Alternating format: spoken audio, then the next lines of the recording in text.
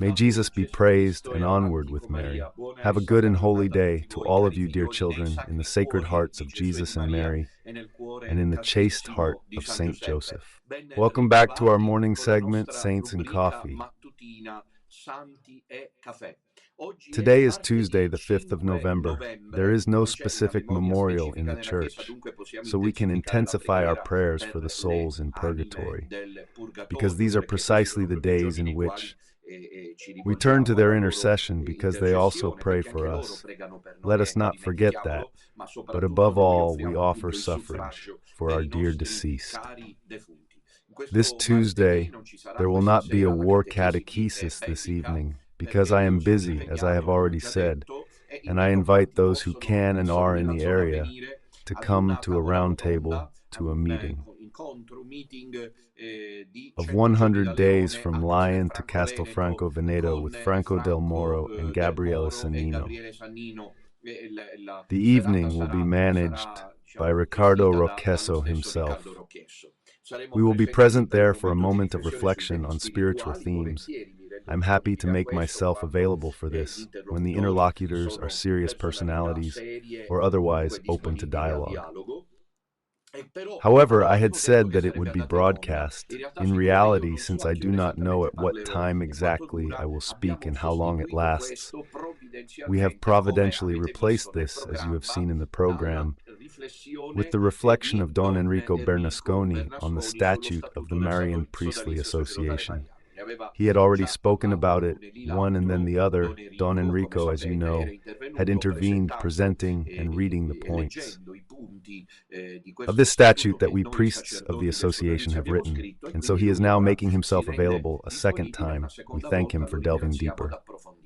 So this evening at 9 o'clock on the YouTube channel of Radio Domina Nostra, do not miss this episode to understand and delve into what the journey is that we priests of the association have decided to undertake. Even in writing, we will deposit this at a notary's office so that indeed it is a proper document and everyone can have clarity. It has already been translated, it seems, into French. It will be translated into Spanish, English, and German, and we will make it known. This is the statute of the Marian Priestly Association. Don Enrico had already intervened on that last time, clarifying a couple of important points. But having little time available, having to present everything. So this evening, while I am engaged in Castelfranco Veneto, you will be able to follow this episode held at 9 o'clock on the YouTube channel of Radio Domina Nostra. We thank Don Enrico for making himself available so that you may understand well, beyond the chatter, how things really are, and what direction we priests of the association that guide you as a small remnant have set for ourselves. Last night there was a catechesis on the rosary. We concluded, thank God I would say, the 15 beasts, the dragon of sacrilege was that of last night, the last beast.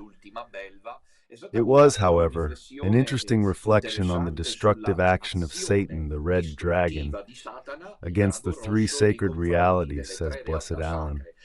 The holiness of people, therefore the Trinity, then also the Most Holy Mary, but then also the Most Holy Mary. And then also the holiness of places. So we saw last night, we reflected on the attack over the centuries by the devil, by malevolent spirits against everything that is sacred, and then the holiness of the sacraments. We have this relapse concerning Bergoglio and the false church of the earth, regarding the sacraments, the sacred order with the approval of women at the altar, for example, and then also the sacrament of penance, for which the so-called Pope Francis would recommend always giving absolution to everyone. But wonders then, what sense would there be in auricular confession? Why should a priest know the sins of others if he must still give absolution? It is no longer necessary. But above all, with special lights, it seems to me that I had last night, there is a reference especially to the sacrament of marriage. It was the first sacrament targeted by the partisans of Satan. This sacrament of marriage, through Amoris Laetitia, with communion for cohabiting couples, and still with the equivalence between a couple married in church and a couple living together, demonstrates what 𝐸𝐶𝐚𝐝𝐢𝐨 had said to Cardinal Caffarra, that the last attack of Satan would be on the family and on life. It was an interesting catechesis last night. For those who were unable to follow it and are interested, you can find it on the playlist of Radio Domina Nostra titled The Last Beast, so you can, if you wish, catch up on it. We are preparing ourselves after the excellent meetings of last week in Trento, Verona, and Bergamo, the images of which speak for themselves. They give us, on their own, they give us forever. It has been 8 years that they have put us in crisis, that they have deemed us defeated. And yet, when we meet people, this is the result. Here it seems that we are in Bergamo, here instead in Verona, the most attended meeting, and then there was the meeting even earlier in Trento. However, we are preparing, as you know, for the upcoming appointments. First of all, I would like to remind you that although I have not heard from the regional representative of Lazio, I have not had the time, there are still a few places available for the coaches departing from Rome to come to Cassino next Sunday, the 10th of November, which I consider an important appointment just as much as that of Verona. We'll be in Cassino at 10:30, for confessions until 12:30. And then afterwards there will be the lunch break, and in the afternoon we will resume with the afternoon prayer meeting, indeed. There are still a few places available. You can ask the regional representative of Lazio to be included for free in the bus. However, I also remember that on Friday the 8th of November, next Friday, in 3 days we will be in Ancona at the conference center on Luigi Albertini Street. Courage, faithful of the small remaining Marchigiano, let us gather together, we are ready for death, says the national anthem. These are the moments in which we must particularly show ourselves united more than ever and tighten our ranks to move forward in the face of what we are experiencing. The more days and weeks go by, the more I realize that the management of what has recently happened, if it is not unhealthy as a gesture from a strategic point of view, is even complicit. I reflect on it and I pray, and look, I also pray a bit. Between one swear word and another, I also pray, because it will pass, it must go down in history. These are the Masonic tactics that Mr. Minutella used to swear. Well, never mind, it's better this way, then we will all meet again in paradise together. I was saying that the providential will to perform as a solemn outing for which one comes out with the promise of not delivering the lion. The well-articulated documentation, the belief that in the end this only served to empower those who for years, like myself, to the priests of the Sodalizio, were facing the battle, without however deciding to involve us beforehand, if nothing else to make it known to us. Now, for God's sake, we are nobody for God's sake. However, from a strategic point of view, since on the other side there are nonetheless the Masonic partisans of Satan, it is foolish to think of acting on one's own and creating internal divisions. The solemn decision to ignore the possibility of a prior private meeting, yet publicly asking for a private meeting, is there not something that does not add up? Or is it just me who notices this? Then why do I ask for the public meeting? No, it was supposed to be private first. But excuse me, you came out into the open. You should have been the one to contact us first and tell us before I go live on the channel, where I will make a fuss about my unfounded statements. Because if Bergoglio is not the Pope, and that is the true church, go to Mass at your home.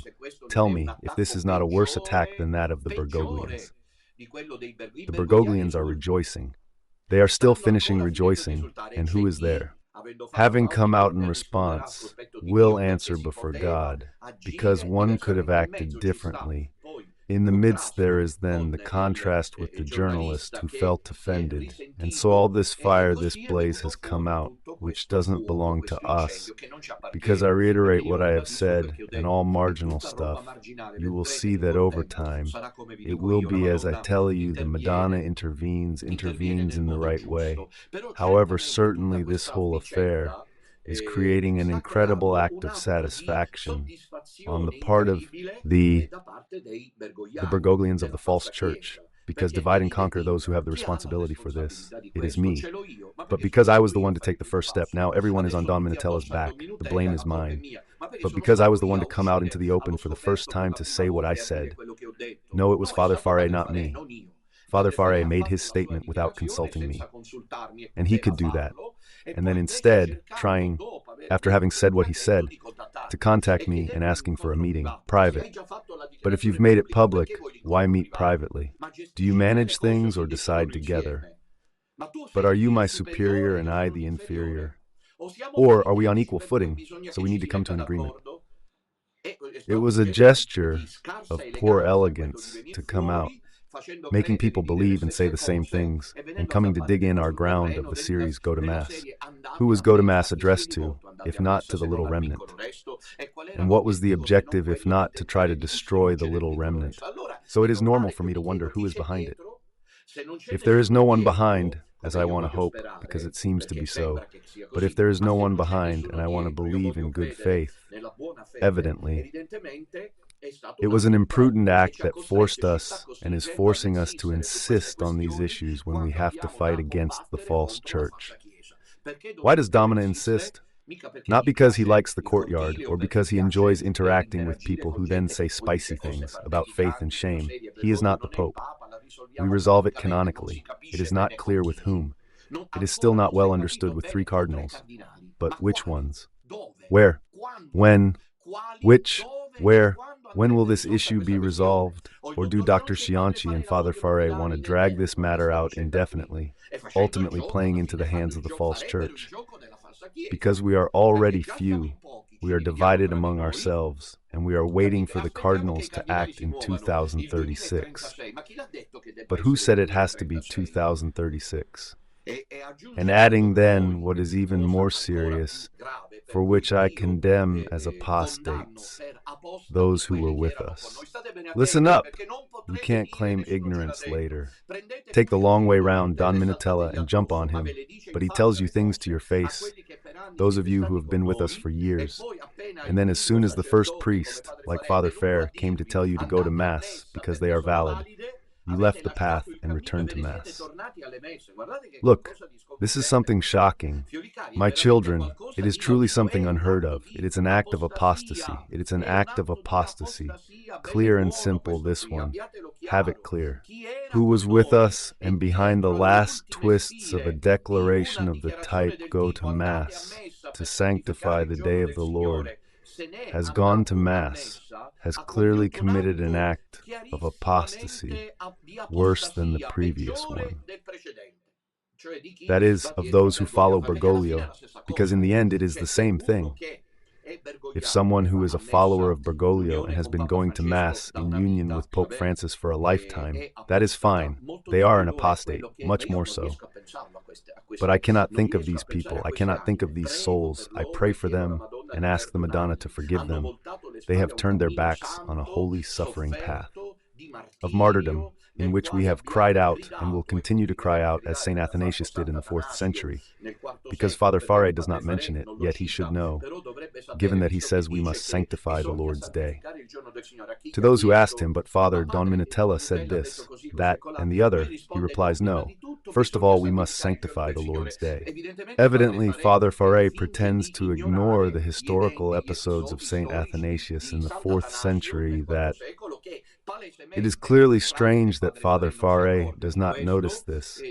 He says he does not go to Mass with the Arians, that he does not set foot in churches occupied by the Arians.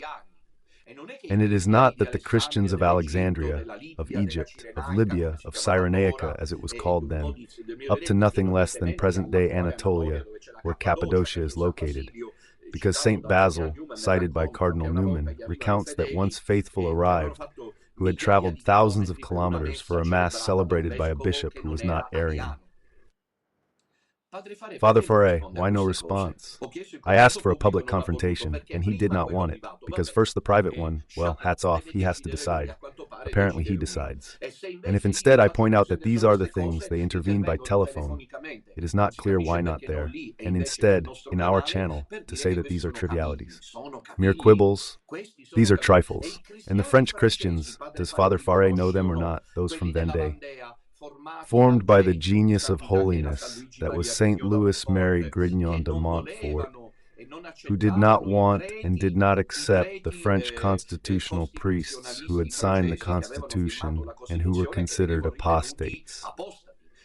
So the people from the French hinterland were waiting for the refractory priests, those dressed as peasants. So they too had taken off their robes. Some were discovered and guillotined. And so they are martyrs, little honored, to tell the truth, little known.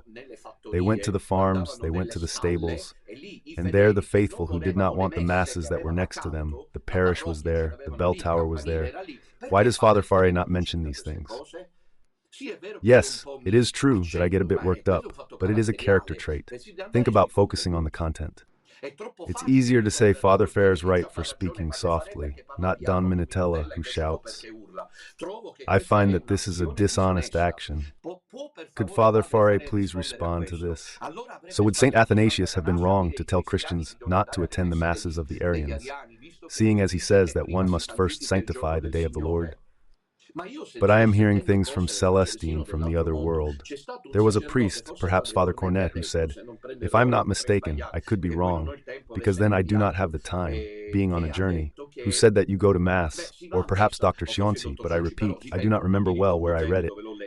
And you do this, that you go to Mass as soon as he arrives, since in the Mass there is not a deaf person, the mention of the Pope. Think of the madness possible. The mention of the Pope is made after the consecration. You go to Mass, you attend the consecration, and then you leave. So you have fulfilled with the consecration on the day of the Lord. Dear children, be very careful about all this, I tell you. So, when Father Faré says that one must go to Mass on Sunday, because there is the third commandment that says remember to keep the holy days, he forgets that there have been two cases honored by the Church. Approved by the magisterium of the Church, which includes St. Athanasius, who is not a coincidence a saint. He is St. Athanasius Father Faré, or not. If you are acting in good faith, you must respond to these matters, you must accept a public confrontation, because otherwise people will take it to the wrong positions. You say, but no, Don Minutella is wrong, because one must go to Mass on Sunday, otherwise one does not fulfill the obligation. Well, and so where do we place St. Athanasius in the 4th century and the French Christians of the 17th, 18th century? We could be the third experience, that of the small remnant, who wants to hear stories of being in communion with a false, apostate, and heretical pope. Got it? Apostate and heretic. I then no longer have the will to follow it, this path that has opened up, but I would like to ask those who follow it if... Father will then emphasize that he is not only an anti-pope from a canonical point of view, but also addresses the issue of heresy and nothing less apostasy. And so being in communion means showing to God nothing less, because the Mass is a divine act that we are in communion with him. And this is the first thing I wanted to ask. So I reiterate it.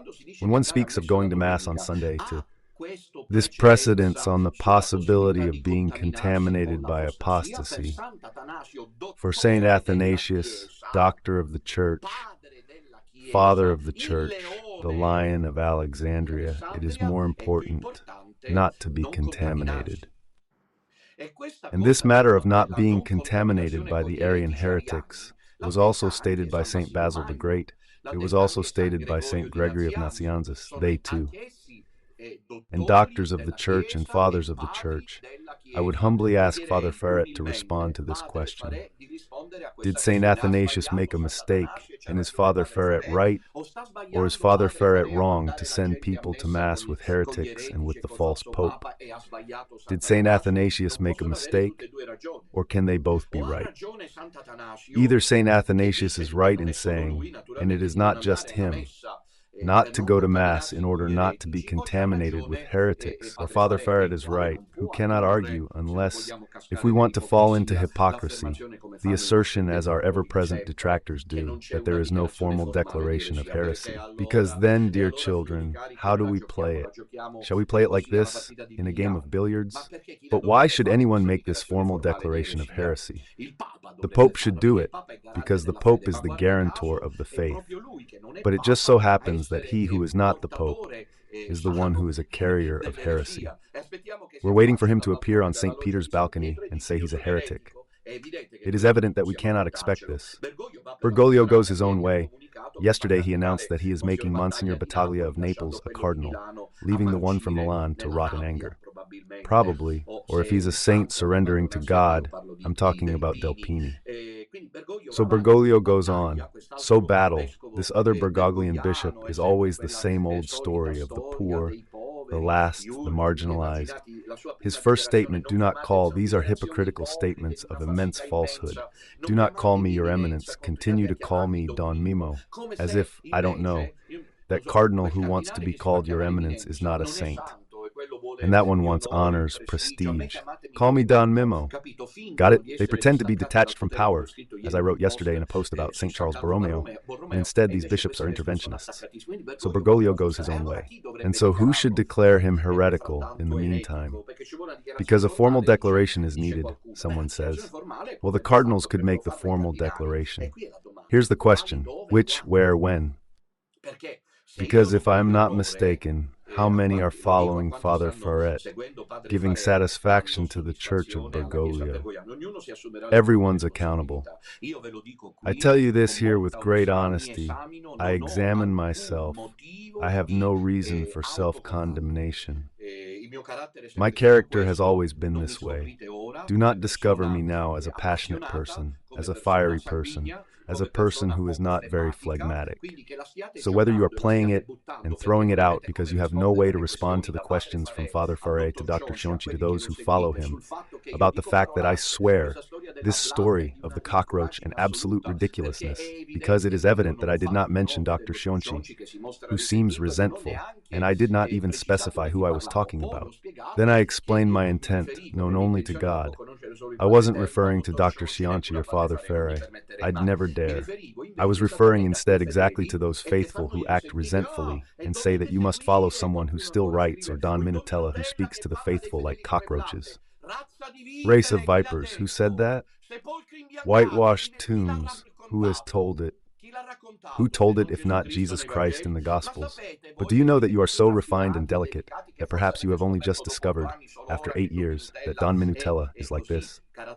Characteristically, that St. Athanasius called those who went to Mass with the Arians dogs. You are dogs, understood? I read it with my own eyes in his writings.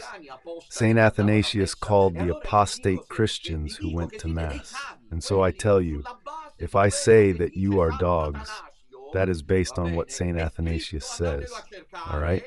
It is written, go and look for it in the writings of the controversies against the Arians. St. Athanasius calls those who are heretics and are spreading error dogs. The error. So it's pointless for you to cling to the fact that I said cockroaches. You are cockroaches. It means personalities that prefer darkness in the face of light. Enough. Let's discuss the topics instead. Let's discuss the issues. Is it true or not, I reiterate, Father Ferret, that St. Athanasius prevented through preaching Christians from contaminating themselves with the masses of the Arians? Yes or no? He's done it before. There's a precedent, and so let him be quiet. Do not invite the faithful to return to Mass with Bergoglio. You are making a very serious mistake, of which you will answer to God. One does not go to Mass with heretics. Aquinas agrees. Sinful are those who hear the Mass of heretics and the other sacraments. Incredible duty to fight again as from the beginning. It is for this reason that I have the suspicion, however I fear not, I think not. But I fear, yes, that there is a direction behind it to destroy the little remainder, to divide it, and to force us to focus on these topics. While there are fires, there is the Bergoglian fire. Incredible, these incredible days, as St. Thomas Aquinas says, and we have fought to help the faithful not to go there. And it is not a pain for me to see that the faithful of the first hour, faithful who have followed us for years, who were clear that this is not the Church of Jesus Christ because it cannot be. Now I will address this. There are three topics that I bring to attention because Father Farré's Confucian position is becoming increasingly defined. Then everyone can choose what they want. The first issue is this. If there is a precedent, the statement that one must first go to Mass does not hold, because St. Athanasius and the Christians of the Vendée, therefore there is not just one precedent, there are several, skipped Masses to avoid contaminating themselves with the heretics. St. Thomas Aquinas says, "Whoever listens to the Mass of the heretics sins." I know they're being clever too, speaking like Bergoglians against us now. So something should make us reflect that it requires in this the formal declaration of heresy. We were saying Pope Francis can't give it to himself. It takes the cardinals. Well, the cardinals. Which cardinals? You know that now the College of Cardinals, which I will discuss in the upcoming episodes and explain to you what the College of Cardinals does, is made up of more or less 75 to 80%. I'm talking about the electors in the next conclave of cardinals appointed by Bergoglio. So if Father Farré is also an expert in canon law like myself, because canon law is studied in theology, he will know that evidently these cardinals have no right to appoint and to elect the next pope. All right? First consideration. Second consideration. There is a 15 to 20% of cardinal electors, perhaps even less, appointed before Bergoglio. They could indeed do something, but Bergoglio, dear Father Farré, did not appear last year. So the idea that we have to wait is starting to seem absurd. Why? Because evidently they have moved to February. 2025 are 12 years, Father. They are 12 years. The imposture of heresy, of the daily dismantling of sound Catholic doctrine, of the erosion of the heritage of faith, of the demolition of apostolic tradition. Oh, am I mistaken, dear Father? And what have the cardinals done so far? Yes, let's say that there have been initiatives, which are at least two, that of the Dubia of 2017 with 4 cardinals, and that of the Dubia of 2023 with 5 or 6 cardinals. But these cardinals, now that Pope Francis, as they call him, because I remind you that in any case, and I would like to know how you will resolve the matter, these cardinals nonetheless recognize him as Pope. So you are alone, you who live the canonical way. I feel pity for you, Father Farret, and for Dr. Cionci I feel pity, but do not misunderstand me. It is not said pity. I feel pity in the sense, ugly of the time, in the paternal sense, fraternal in your case, Father Farret in your fraternal case, in the case of Cionci paternal. So these cardinals did not intervene, also because I remind you that they recognize Bergoglio as Pope. And there is no idea of erroneous conscience, because first of all they have signed doubts in which they are therefore clearly becoming aware that there is some problem with Pope Francis. So it is not erroneous conscience, it is conscious awareness. At least we should exclude Burke, Satan, and these. And so who remains? Who's left? Cardinal 𝐦𝐿𝐾𝐿. Cardinal 𝐦𝐿𝐾𝐿 joins Pope Francis in communion. The Cardinal 𝐦𝐿𝐾𝐿 is said to be in communion with Pope Francis. How do we put this matter?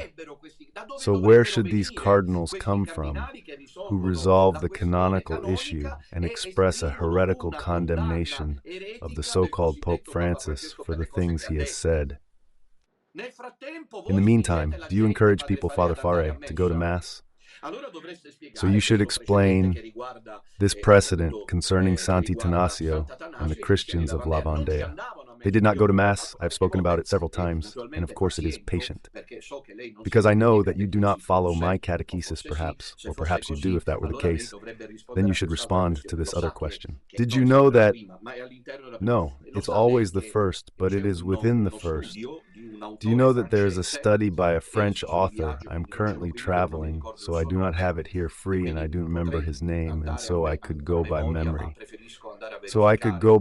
But I prefer to go and verify. That is to say that this scholar went to a village to make a sort of paradigm of the Vendean resistance against the constitutionalist priests who signed the Constitution.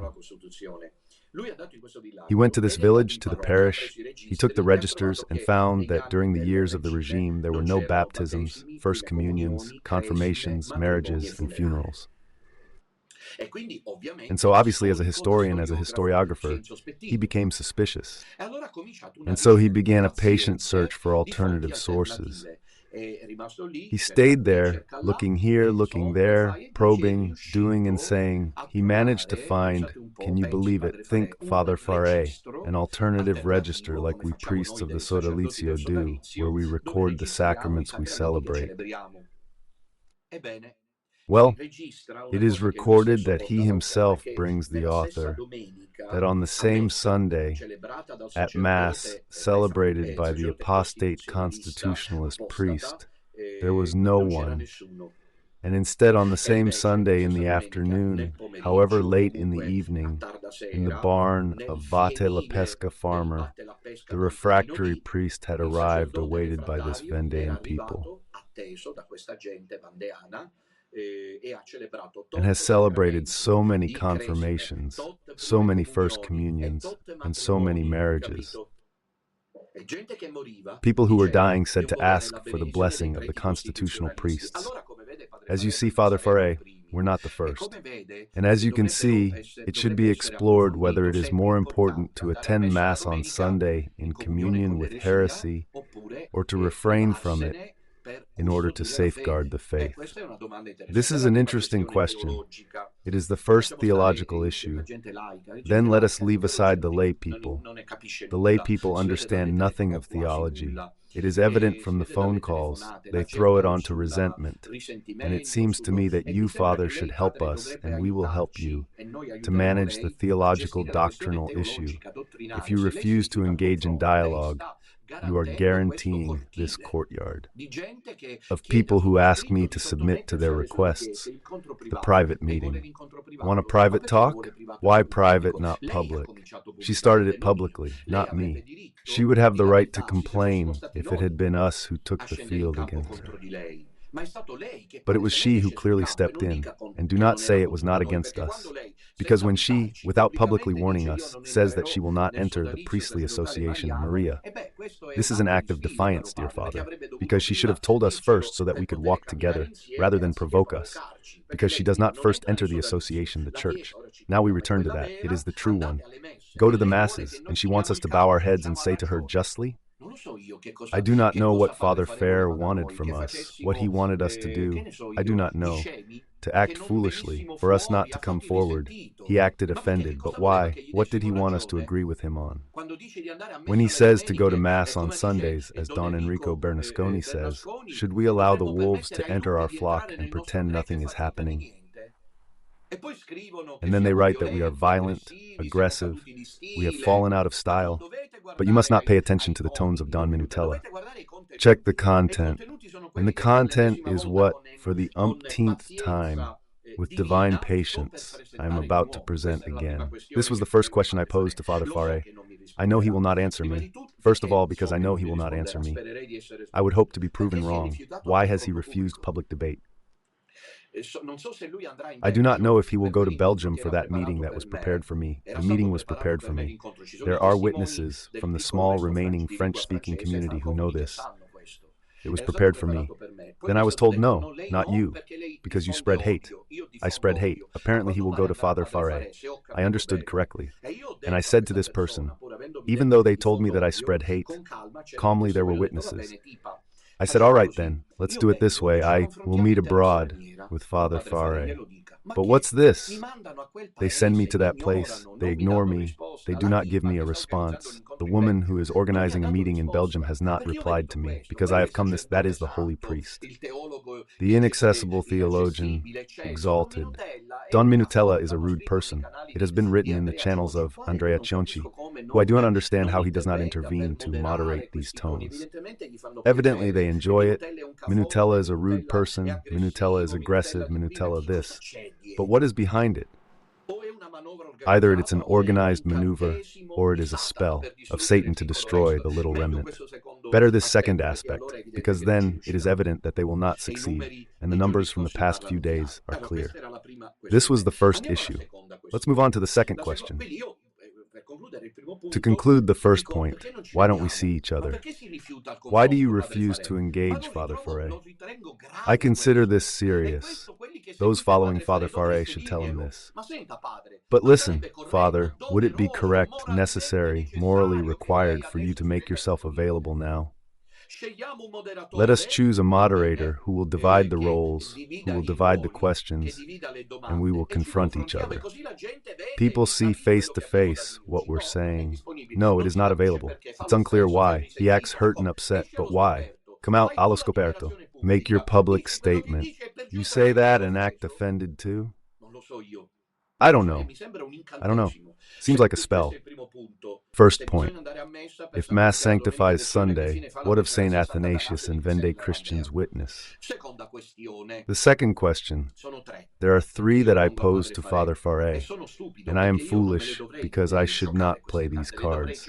I should play them in public confrontation. It is evident that now that I'm laying it all out, I will be the one to say enough to the public confrontation. He cannot decide that I should not have to cater to the whims of the latest arrival. And enough! This is why I'm asking you these questions publicly, which I would have posed in a public debate, and I would have liked to see what your response would be. Now he has more time, obviously, to try to respond. But regarding the first question, I would like to know who should recognize that Bergoglio is not the Pope. Cardinals. But which cardinals? Who are these cardinals? How many are there? Where are they? And when should they do it?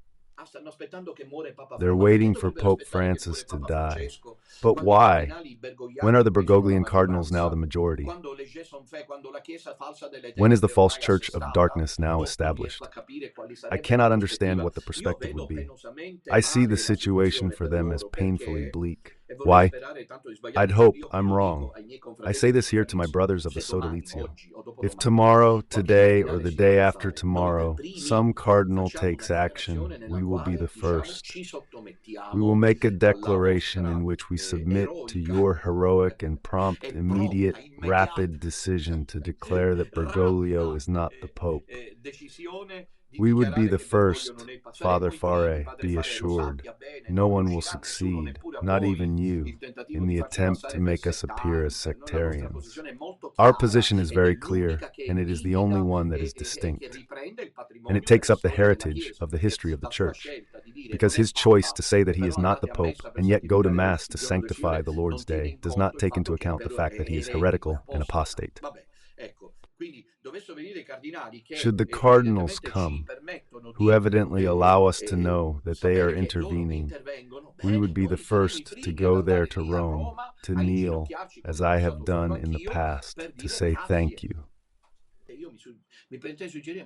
Why waste time avoiding this mess? I suggest we act. Well, I don't know if I would do it, but I would definitely get down on my knees and kiss the ring of the cardinals who should do this. But who are these cardinals? And why are they wasting time? And if they don't do it, what will you do? Don't be clever, all right? I will be clever, do not be smart. Because you might say, well then, let's wait. Wait for what? Attention. Be careful, dear lay people. Wait, for what? What is the false church of darkness? But isn't it subtly against God's plan? Those things about the small remnant Paul VI mentioned, which fathers might call mere prophecies, it's not just one but three popes, Leo XIII, Paul VI, and Benedict XVI. Three popes, if even they didn't grasp theology like you. Then he says that I provoke, and they were only linked to the prophecies. Well, have patience with all the rest of the people and the priests and the bishops, even popes who do not share your position, dear Father. Second issue, you said that he is the false pope, and instead the church is always that it is the church of Jesus Christ. And here several times I have raised a question, but there is no worse deaf than one who does not want to hear. So they play on the tones. They play on the insults, on the cockroaches, on the beetles, but these questions aren't answered here, not by Father 𝐵, Dr. 𝐥'𝐶𝐢𝐵, or those who've left. Only Minutella plays the fool, acting the great prelate.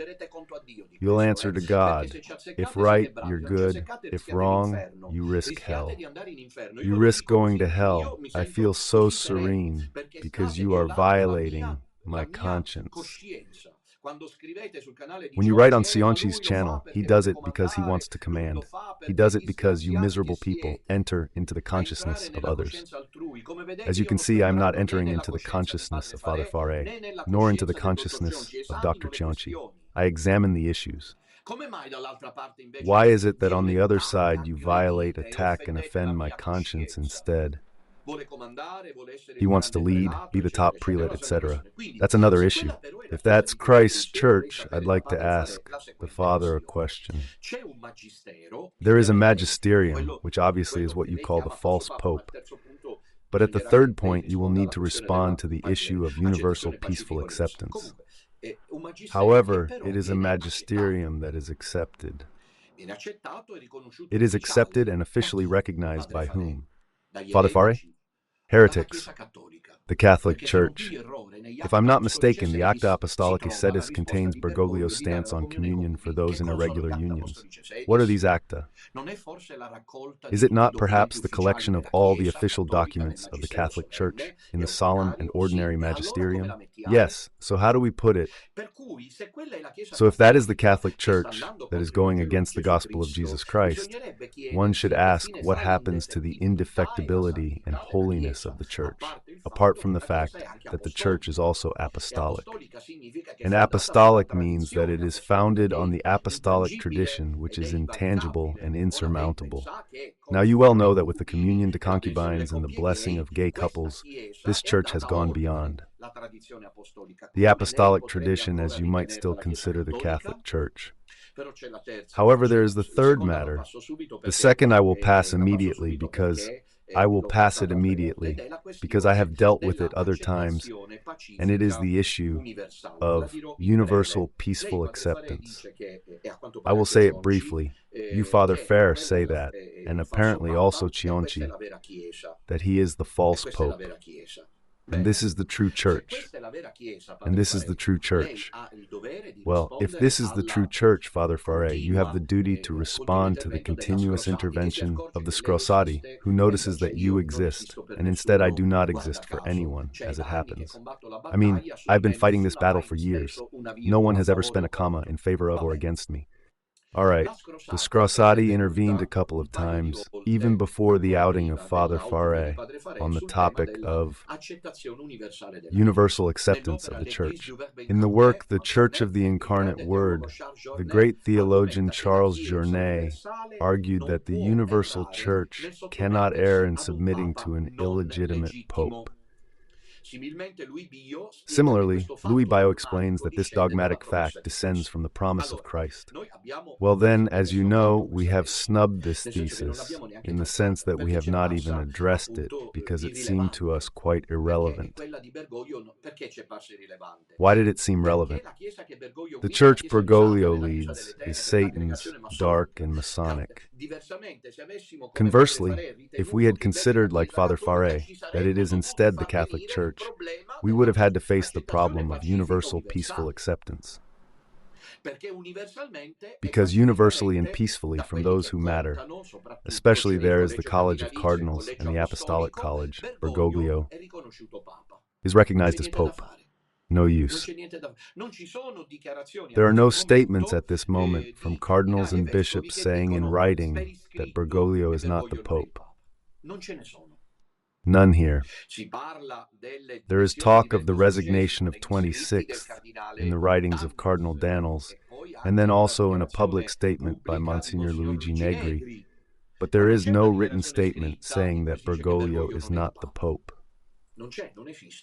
Not there, doesn't exist. Therefore, to this day, the College of Cardinals and the Apostolic College recognize Bergoglio as Pope. So Dr. 𝐥'Scrosati is right with you, Father 𝐵, because she says that he is not the Pope, and this is the Church, but this Church that you recognize as such acknowledges him as Pope, so you should accept him as well.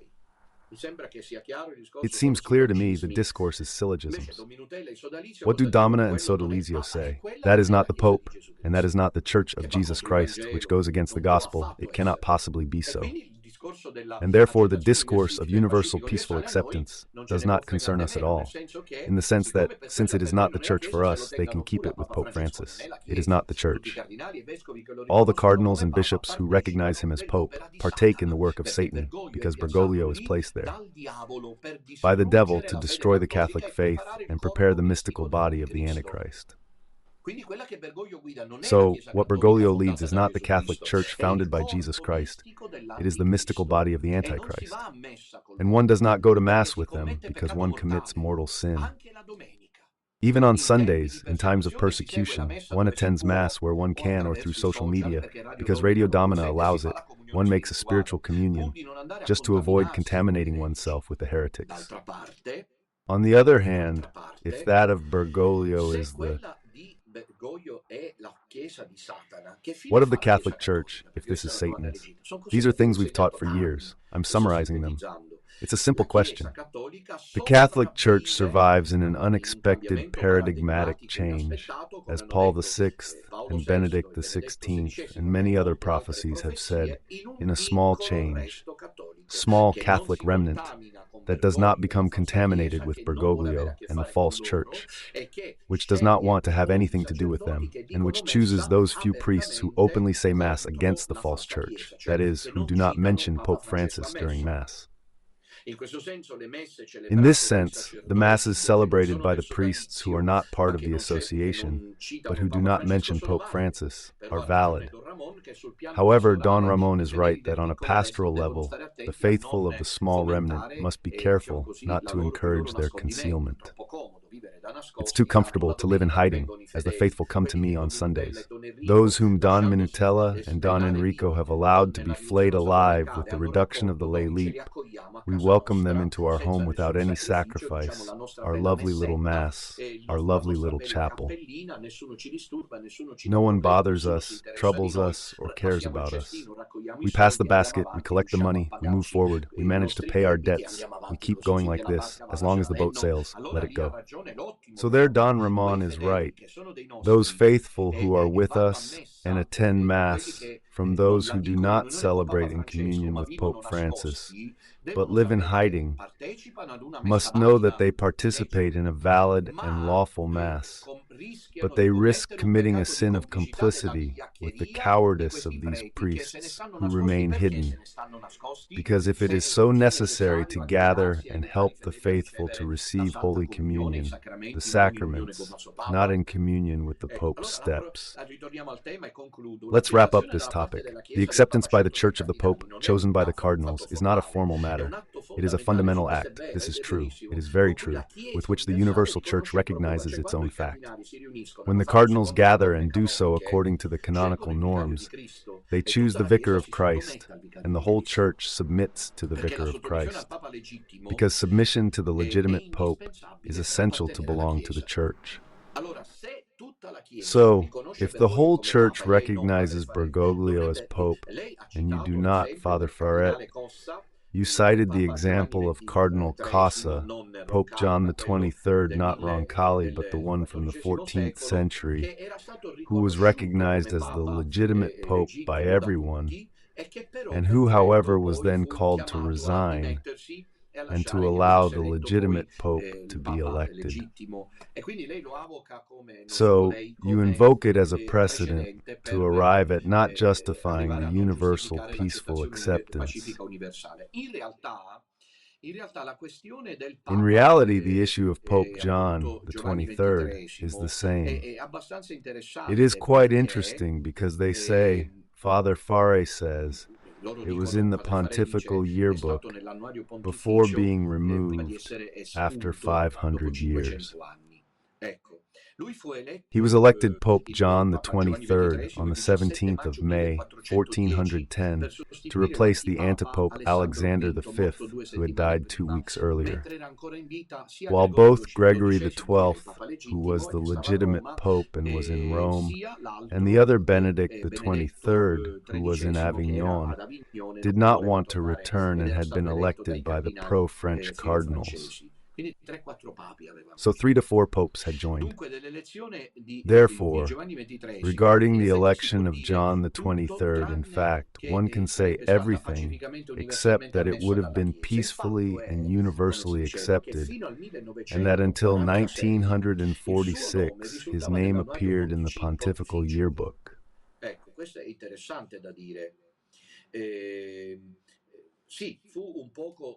His election was somewhat contested, but in the end it was accepted by everyone.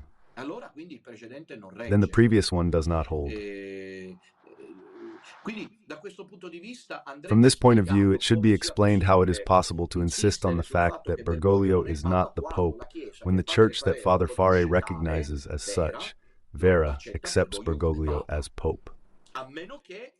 Unless, let us reiterate, the cardinals intervene. But which cardinals? Which cardinals should intervene? This is the fundamental question. Which cardinals predate Pope Francis? Let's see, because I haven't had the time to remember them all. Pre-Bergoglian. Let's see what they are. Here.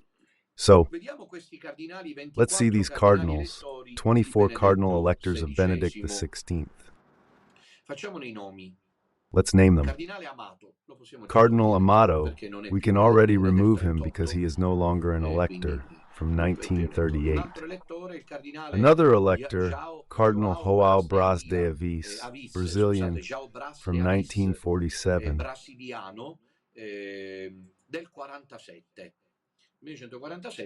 In 47, he can still join conclave, the first. Another pre-Bergoglian elector is the Indian Cardinal 𝐸'Z𝐼 Baselios. He is 60, so quite young. This can enter the conclave. I'm just giving some examples. Cardinal Giuseppe Vittoria, 47, Emeritus Archbishop of Florence. This enters into conclave. There are already 3. Then we still have the Cardinal, listen carefully, Leo Raymond Burke. We are at 4, American. Then there is Cardinal Canizares from 1945, Spanish, therefore still available to enter the conclave. There are about 20 others. All these cardinals, be careful, Father Fare. Let us not play with sacred things. They openly and publicly celebrate in union with Pope Francis. So that question that I had privately asked Dr. 𝐥'𝐚𝐝, to which he did not reply, is what do you expect from these cardinals if they already say that for them Bergoglio is the Pope? They'll convene. Please, I beg you, Father Fare and Dr. 𝐥'𝐚𝐝, you have taken a path with a dead end. In Sicilian, they say it's done. This road does not lead anywhere, because the cardinals that you hope will do something have already been celebrating in union with Pope Francis for 12 years now. He says, but Cardinal Burke has raised doubts. Well, he raised doubts, but if he hugged and kissed him, he still sees him as Pope. So at most there is a challenge. At this point, it is quite harmless. Of the magisterium of Pope Francis, however, it recognizes him as Pope. Caution! This is a canonical issue, as you say. It's not about a heretical or schismatic Pope, but a validly elected one. So for Cardinal Burke, if Bergogliani is a validly elected Pope, and for him he is, he will enter the conclave. If then, and I told this to Dr. 𝐥'𝐚𝐝, but my position is not clear. But why do the enemies have to come at me? I accept it, I offer it to God. There is evidently a divine permission, that I am rude, coarse, I swear, I have lost my mind, I no longer know how to do it. Well done, Dr. 𝐥'𝐚𝐝. Well done, Father Farello. You have silenced him. But how did you silence him? But they listen, however. Apparently it is a maneuver. Look, I've proof it's a ploy now. You must answer these things here. Because these cardinals recognize him as Pope, and generally Dr. 𝐸𝐴 cannot tell me over the phone in the past that there is a mistaken conscience. No, because Cardinal Burke and the other cardinals have raised doubts, so it is not erroneous at all. They know who Bergoglio is as Pope, just in case. The legal issue now affects us both. Dr. 𝐸𝐴 knows that I said I would wait for the next pseudo-conclave sitting down to eat, I don't know, crisps and Coca-Cola to watch these cardinals entering the conclave. You see, there is the procession with the litanies of the saints as Cardinal Tizio enters the Sistine Chapel, and I tick him off. Cardinal Capito enters, and I tick him off. Those who are electors appointed before Bergoglio, there aren't many, so I will be there while I see Battaglia and Ripoll enter, but not Delpini. And I will be there marking those who remain on the list, and if noon remains, you will continue to say that we must wait, that we must do, that we must thus present the petitions, let us present this. But then, excuse me, I would like to say one last thing, and I have finished. But Dr. 𝐸𝐴, who is so skilled in these matters, does not understand that when he presents the petition to Cardinal Parolin, this cardinal appointed by Bergoglio believes that since he has received the protocolitis of procedural matter of, he replied, and he let it go, and I kept quiet. You were right, you were right. How many of you told me that it wasn't good like this? You were right. But try also to understand me, that I was trying in every way. This is the proof of the 9 that what happened is not my fault, because as long as I could, I tried to safeguard the unity with the vision of Dr. 𝐸𝐴, hoping that he would understand. Because what we are saying is reasonable, isn't it? When this petition was made, many signatures were collected, including ours. But Cardinal Parolin responded. It is true that he responded, that he received the petition, but it is a procedural act, a necessary act. To present it as an opening in the breach, a breach in the door is wrong. It is at least illusory, because they are ignoring these petitions. The issue of the canonical review that Dr. 𝐸𝐴 has presented to us, and that we, as you know, have even presented, although not believing in it very much, I did it for that group of faithful who believed in these initiatives. But in the end, who is at the Vatican Court of Justice? There are those appointed by Bergoglio. Is it the dog chasing its tail or not? Have you realized, faithful ones, that you are following FARE? All of you who suddenly realize that Don Minutella is not good, you have realized that a cul-de-sac, as it is said in French, is a swear word. It also means even if it seems so. A cul-de-sac means a dead end. What should these cardinals be? And what will 𝐸𝐴 and Father FARE do when they enter the conclave, and the cardinals appointed before Bergoglio, having done it once already, will they enter a second time? What will they do? It is not possible, Father FARE, that we are right. Think about it, reflect on it. There's always time, and if he doesn't want to realize it, he has a moral obligation for a public confrontation, which at this point serves no purpose anymore, because I have laid everything bare. Do you think that is really the Church of Jesus Christ, with the procession of Pachamama inside St. Peter's Basilica? That's the Church. But do you realize, Father, I mean, last night I spoke about it in the Rosary Catechesis, of the Brotherhood. According to her, is that still the Church of Jesus Christ? Cardinals, bishops, laity, nuns, and friars worship Pachamama in St. Peter's, carrying it through the Basilica and Vatican gardens.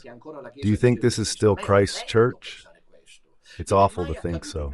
It has never happened. And I put my hands on my head when I think about what Father FARE says, and when I think about our faithful who have left and returned from where they came, is that of Pachamama, the Church of Jesus Christ.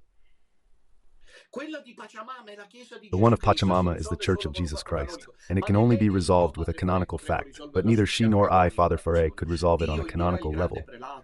The question: God will send the great prelate, God will save the Church as he saved the Jews from slavery in Egypt, intervening in person. The cardinals won't do it. They've all got skeletons in their closets, each colluding in their own way. Why on earth does Cardinal 𝐶𝐝, who gives holy catechesis, then remain silent, not uttering a syllable? I listened before starting this catechesis. There are those who can testify a catechesis. Cardinal 𝐸𝐾𝐻 recent words on death are lovely. He quotes various sources. Truly delightful, Cardinal 𝐸𝐾𝐻. It's a pity that in this catechesis he also points out, as is right, the paganism of the contemporary world, the mass atheism, and so on and so forth. It's regrettable he's silent on church matters. I call this a culpable silence. One can't claim like Father Livio that this stems from love for the church. That is not the Church of Jesus Christ. The procession of Pachamama once and for all should have clarified this, and I am astonished that Dr. 𝐸𝐶𝐻𝐻 seems to be aware that this is the Church of Giuseppe Cristo. He talks about reconquest, but excuse me, reconquest of what? And what has Jesus Christ done? He waited for Dr. 𝐸𝐶𝐻 to arrive and just stood there with his arms crossed. But does Dr. 𝐸𝐶𝐻 realize the things he says are theologically inconsistent? And then they say they are offended. Since they have no response, they throw it on a personal level. Dr. 𝐸𝐶𝐻, you have reiterated many times over the years the Gnostic, esoteric dimension of the Church of Bergoglio. How can you now say that this is still the Church of... Where would this Church of Jesus Christ be? Which way? Since everyone is celebrating in unity with Pope Francis, but I am saying, how reasonable or deserving of a reply, no one replies to my content.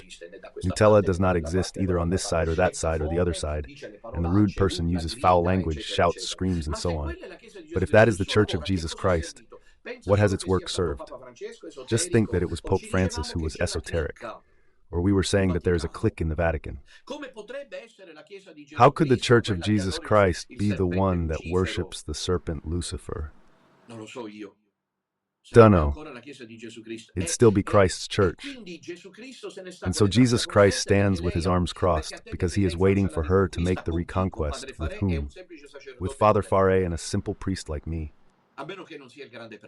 Unless he is the great prelate. Because the great prelate is invested by God with an authority that must only be recognized. Enough. But if a father were to be a simple priest like me, he cannot resolve the canonical issue for himself and cannot carry on the reconquest. So please, Father Ferret and Dr. Giovanni, can you tell us who should carry out this reconquest?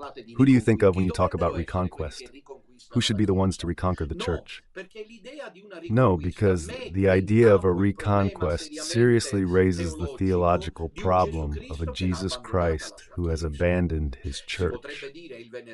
One could say that on Good Friday the church experiences its passion, but the church lives its passion in the faithful who remain Catholic, not in all these enthusiasts of the joy of love who plead and trust.